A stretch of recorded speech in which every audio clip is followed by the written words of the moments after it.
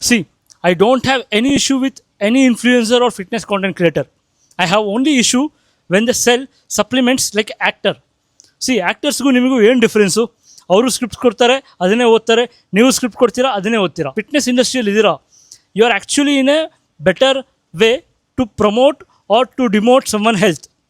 So in that way at least stay neutral or stay positive.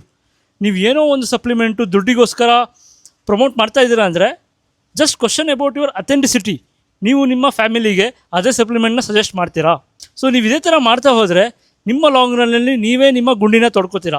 ಯಾಕೆಂದರೆ one point of time back fire ಆಗುತ್ತೆ, ನೀವು ಅದರಿಂದ ಮತ್ತೆ come back ಮಾಡೋಕ್ಕೆ ಸಾಧ್ಯನೇ ಇಲ್ಲ. My strong urge is at least maintain some authenticity, maintain some transparency.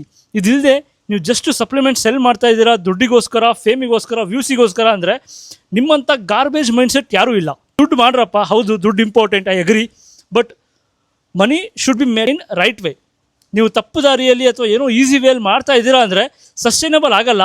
At one point of ಟೈಮಲ್ಲಿ ನಾನು ಏನು ಹೇಳ್ತಾ ಇದ್ದೀನಿ ಅಂತ ನಿಮಗೆ ಖಂಡಿತ ರಿಯಲೈಸ್ ಆಗೇ ಆಗುತ್ತೆ.